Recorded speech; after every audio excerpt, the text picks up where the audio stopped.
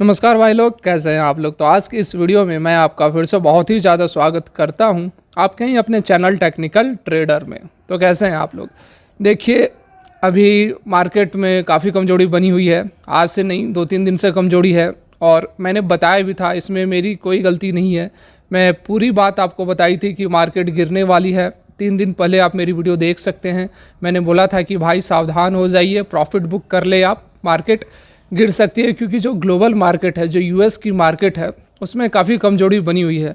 लगातार 3 दिन से लगभग 2% के करीब डॉ जोन्स जो है अमेरिका की मार्केट, वह गिर रही है। तो मैंने आपको जिस दिन प्राइम मिनिस्टर जी ने इकोनॉमिक पैकेज की घोषणा की, उस दिन भी मैंने वीडियो बनाया था और बताया था कि हालांकि पैकेज बहुत बड़ा है, आपको कुछ ना कुछ बेनिफिट ज़रूर मिलेगा, लेकिन यह ज़्यादा दिन तक टिकने वाली नहीं है। ऑन द रिकॉर्ड है, आप देख सकते हैं, लिंक डिस्क्रिप्शन में है। देखिए, अगर शॉर्ट में मार्केट की बात कर ले तो आज आपने देखा होगा कि काफ़ी कमजोरी बनी हुई थी। इकोनॉमिक पैकेज का कोई भी इफेक्ट आपको, कोई भी असर आपको देखने को नहीं मिल रहा है। और अगर ये इकोनॉमिक पैकेज नहीं आती तो सोचिए मार्केट का क्या होता। यह भी एक मुझे ऐसा लग रहा है कि यह जो ट्रेंचे में रोज़ आकर जो सीतारमन जी रोज़ आकर एक्सप्लेन कर रही हैं अपनी इकोनॉमिक पैकेज के बारे में, तो उसका कारण यह भी हो सकता है कि रोज़ आकर वह थोड़ी थोड़ी बात बता रही है ताकि मार्केट को सडनली गिरने से रोका जा सकता है। ऐसा मुझे लग रहा है कि ऐसा हो सकता है, क्योंकि आपने देखा होगा कि 2 दिन का जो इफेक्ट था इकोनॉमिक पैकेज का, कोई भी इफेक्ट आपको देखने को मार्केट पर नहीं मिला। तो अगर कल की मार्केट की बात करें तो कल भी मुझे लग रहा है कि मार्केट में कमजोरी छाई रहेगी। हो सकता है कि जो बहुत ही स्ट्रॉन्ग सपोर्ट की तरह काम कर रहा था 9000 का लेवल, कल आपको वह भी टूटते हुए दिख सकता है। ऐसा मुझे लग रहा है, एक प्रोबेबिलिटी है, क्योंकि शेयर मार्केट में कुछ भी कंफर्म, कुछ भी सर्टेन होता नहीं है, सारा कुछ प्रोबेबिलिटी पे चलती है। तो मुझे जो लग रहा है, मुझे जो बहुत ज़्यादा प्रोबेबिलिटी लग रही है कि कल 9000 का लेवल ब्रेक कर सकता है। तो 1-2 स्टॉक्स है जैसे कि IRCTC। तो देखिए, एक तो इकोनॉमिक पैकेज का ऐलान हुआ, दूसरा ट्रेनें चलने लगी, उसके बावजूद आज अपर सर्किट नहीं लगी। कल भी थोड़ी ट्रेड हुई, उसके बाद अपर सर्किट लगी। तो बात तो काफ़ी कुछ समझ में आ रही है। और अगर अभी तक आप नहीं समझें तो उन भाइयों को मेरा हाथ जोड़कर प्रणाम है। और अगर डिटेलमेंट में जानना चाहते हैं तो डिस्क्रिप्शन में लिंक है IRCTC के बारे में। मैंने काफ़ी वीडियोस बनाकर बताया और बार बार बताता हूं आप लोगों को कि सावधान रहने की ज़रूरत है इस IRCTC के शेयर से। उसके बावजूद भी अगर आप चाहते हैं बाइंग करना तो आपका वेलकम है, पोजिशंस ले। तो अब बात कर लेते हैं कि आगे क्या किया जाए। देखिए, कल जो सीतारमन जी ने क्लैरिफाई की, उसमें NBFCs को राहत मिली है, नो डाउट। बहुत सारी ऐसी स्टेप्स ली गई हैं जिससे कि NBFCs को आगे आने वाले समय में फ़ायदा होगा। लेकिन बस इन स्टेप्स से ऐसा नहीं है कि NBFCs का कल्याण हो जाएगा और बहुत ही तेज़ी आपको देखने को मिलेगी। कारण क्या है, सब कुछ डिटेल में जानेंगे। तो सबसे पहले इस वीडियो में अभी बात करने वाले हैं जो NBFCs है, उनके लिए किस तरह की पैकेज मिली है, क्या उन्हें फ़ायदा होने वाला है आने वाले समय में। और उसके बाद कंक्लूड करेंगे कि क्या आपको इस बेसिस पर, इस जो पैकेज मिली है NBFCs को, इसके बेसिस पर आपको बाइंग करनी चाहिए या फिर नहीं करनी चाहिए।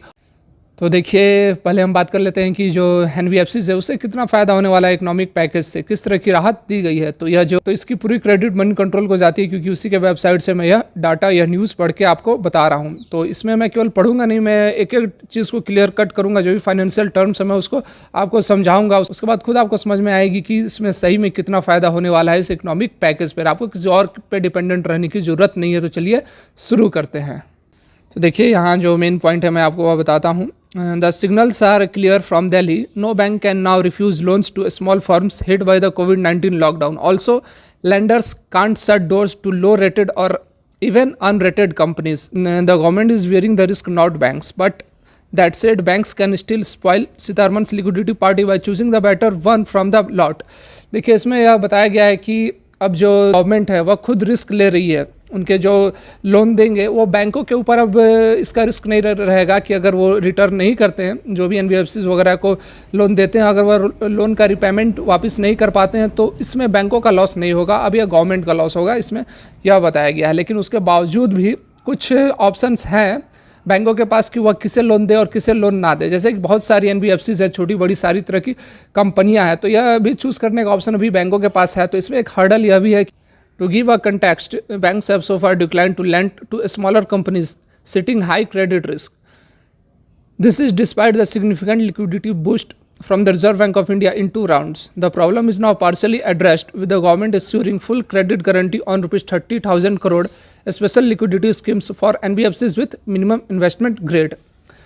तो देखिए इसमें बताया गया है कि पहले जो 2 बार आरबीआई की तरफ से इकोनॉमिक पैकेज दी गई थी, तो इकोनॉमिक पैकेज तो आरबीआई ने दे दी थी, लेकिन जो बैंकें थे वह जो पुअर रेटेड, जैसा कि मैंने अभी बताया, वो बोल रहे थे कि सिटिंग हाई क्रेडिट रिस्क, मतलब क्रेडिट रिस्क का हवाला देकर वो छोटे एनबीएफसीज को लोन नहीं दे रहे थे।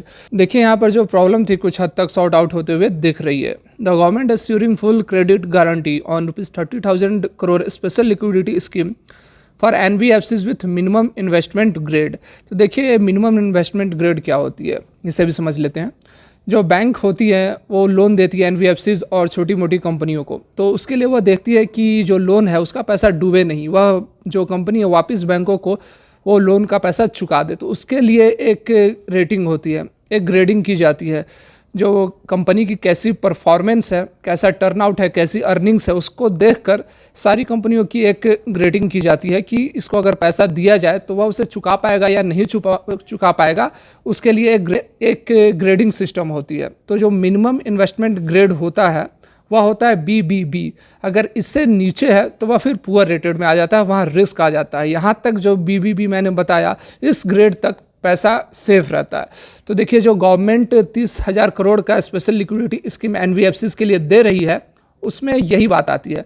मतलब कि 30,000 करोड़ रुपए तक बैंक जो एनबीएफसीज या फिर अदर कंपनियों को उधार देगी, उसके लिए कंडीशन क्या है कि मिनिमम इन्वेस्टमेंट ग्रेड होनी चाहिए। जिसे उधार दे रहे हैं उसका जो ग्रेड सिस्टम है वह BBB होना चाहिए। अगर मिनिमम इन्वेस्टमेंट ग्रेड BBB है उसके पास और अगर वहाँ पैसा आपका डूब जाता है तो उसके लिए बैंक जिम्मेदार नहीं है, बैंकों को लॉस नहीं सहना पड़ेगा, उसके लिए पूरी जिम्मेदारी ले रही है भारत सरकार। यहाँ पर वही बताया जा रहा है कि 30 crore special liquidity scheme for NBFCs with minimum investment grade. तो चलिए आगे देखते हैं। Also the 45,000 crore partial credit guarantee scheme for NBFCs including to unrated one is a major move. The first 20% loss in these papers will now be compensated by the government. वहाँ आपने देखा कि special liquidity scheme के under 100% loss की जिम्मेदारी सरकार ले रही थी, और यहाँ पर जो 45,000 crore partial credit guarantee scheme के तहत दी जा रही है एनबीएफसीज को, इंक्लूडिंग द अनरेटेड वन, मतलब कि अनरेटेड जो कि जिसकी की रेटिंग अच्छी नहीं है, उसमें भी यह एक मेजर मूव है। The first 20% loss in this papers will now be compensated by the government. मतलब कि यहाँ भी अगर लॉस होती है, 45,000 करोड़ के लोन में अगर लॉस होती है तो गवर्नमेंट जो है 20%, फर्स्ट 20% लॉस की भरपाई गवर्नमेंट करेगी। यहाँ भी बैंकों की डरने की ज़रूरत नहीं है। तो ओवरऑल इसमें देख सकते हैं कि जो स्पेशल लिक्विडिटी स्कीम जो थी 30,000 करोड़ का, तो 100% कंपनसेशन गवर्नमेंट दे रही है, और यहाँ पर जो पार्शियल क्रेडिट गारंटी स्कीम है यहाँ पर 45,000 करोड़ में फर्स्ट 20% का लॉस भी गवर्नमेंट सह रही है। बैंकों को डरने की कोई ज़रूरत नहीं है। तो इससे भी पहले आपने देखा होगा कि आरबीआई जो थी 5.2 लाख करोड़ का स्टिमुलस पैकेज की ऐलान की थी। पहली बार 3.74 लाख करोड़ और दूसरी बार 1.5 लाख करोड़। लेकिन यह जो इफर्ट्स थे आरबीआई के वह काम नहीं आए, क्योंकि बैंकों को डर था कि आज नहीं तो कल, सुनर और later the money lent to this companies will turn bad. मतलब कि जो लोन उन्होंने दिया था वह बैड लोन में कन्वर्ट हो सकती है, इसलिए इसका बहुत ज़्यादा इम्पैक्ट देखने को नहीं मिला था पिछला जो स्टिमुलस पैकेज आरबीआई ने दिया था। देखिए इंडिया में जो स्मॉलर एनबीएफसीज और एमएफआईज हैं वह काफ़ी ज़्यादा संख्या में है, लेकिन उन्हें दोहरा झटका लग रहा था। अब दोहरा झटका कैसे लग रहा था?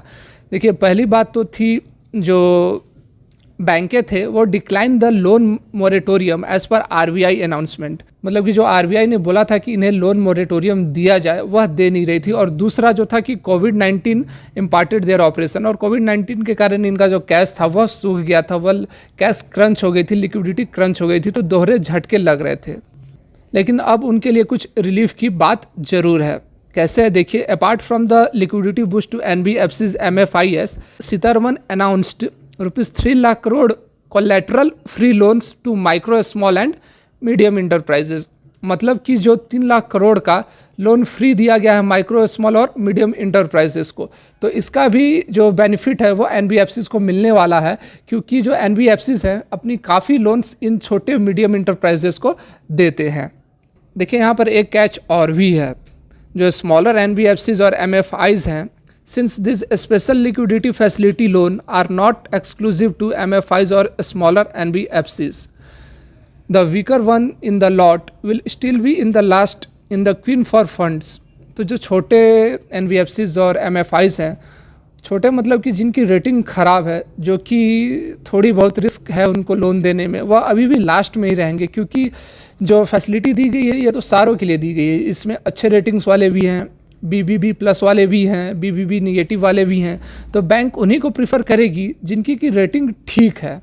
यहाँ पर देखिए, banks will naturally choose the bigger companies rather than the low rated firms. तो यहाँ पर थोड़ी समस्या है, हालांकि बहुत कुछ सॉर्ट आउट कर दिया गया है, लेकिन फिर भी अभी देखना होगा कि इसका इम्पैक्ट छोटे एनबीएफसीज पर कितना पड़ता है। तो इसलिए मैं आपको एक चीज़ यह प्रीफर करूंगा कि जब भी अभी आप एनबीएफसीज में पैसे लगाने वाले हैं, बजाज फाइनेंस बड़े जैसे कि बजाज फाइनेंस सर्व हुई, इनमें ले। यह तो हो गई डिटेल एनालिसिस की एनबीएफसीज को क्या मिला है, पैकेज में क्या नहीं मिला है।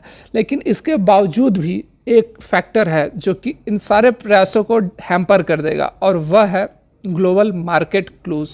देखिए, प्रयास तो बहुत अच्छा है, फाइनेंस मिनिस्टर जी के द्वारा बहुत ही अच्छा प्रयास किया गया है, लेकिन मैं अभी आपको इनमें पोजीशंस लेने से दूर रहने की नसीहत दूंगा, क्योंकि जो ग्लोबल मार्केट है, जो अमेरिका की शेयर मार्केट है, डॉ जोन्स, S&P 500, नैस्डैक, उनमें लगातार कमजोरी बनी हुई है। मैंने वीडियो बनाकर लगातार आपको अपडेट करने की कोशिश की ताकि आपको कोई लॉस ना हो। लगातार उनमें कमजोरी बनी हुई है, और आज भी जो मार्केट ओपन हुई है लगभग 1 से 1.5% के नीचे मार्केट ओपन हुई है, गैप डाउन ओपनिंग हुई है। तो लगातार सेंटिमेंट्स खराब बने हुए हैं। एक वीडियो मैंने 3 दिन पहले बनाया था, उसमें मैं बताया था कि जो अमेरिका में 2002 में एक रिसेशन आई थी, उस रिसेशन से भी यदि कंपेयर किया जाए तो अभी भी जो वहाँ की मार्केट है वह 39% ऊपर है। तो उतना करेक्शन अभी आपको वहाँ की मार्केट में देखने को मिलना चाहिए, तो उसका डायरेक्ट इम्पैक्ट आपको भारतीय बाज़ारों पर भी मिलेगा। तो स्टेप्स तो बहुत अच्छे लिए गए हैं, देखा होगा आप इसके लिए, लेकिन इसका इम्पैक्ट अभी आपको देखने को बहुत ज़्यादा नहीं मिलेगा, क्योंकि ग्लोबल जो क्लूज हैं, जो बाहर की मार्केट है, वह हमारी भारतीय मार्केट को पनपने नहीं दे रही है, बढ़ने नहीं दे रही है। तो इसलिए मैं फाइनल वर्डिक्ट मेरी यही है कि अभी आप वेट करो, कुछ दिन के बाद जब यह प्रेशर ग्लोबल मार्केट से ख़त्म हो जाती है, उसके बाद आपको इसका इफेक्ट देखने को ज़रूर मिलेगा। तो अभी आप कोई पोजीशंस ना ले, वेट करें, 2-4 दिन, 1 सप्ताह वेट करें। अभी मार्केट में आपको कमजोरी रहेगी। कल भी मुझे बहुत ज़्यादा लग रहा है कि निफ्टी जो है 9000 के लेवल को भी तोड़ सकती है। तो यह थी आज की वीडियो बनाने में बहुत मेहनत लगा है दोस्तों। अगर वीडियो अच्छी लगे तो लाइक ज़रूर करें, और जेन्युइन इन्फॉर्मेशन के लिए चैनल को सब्सक्राइब कर ले।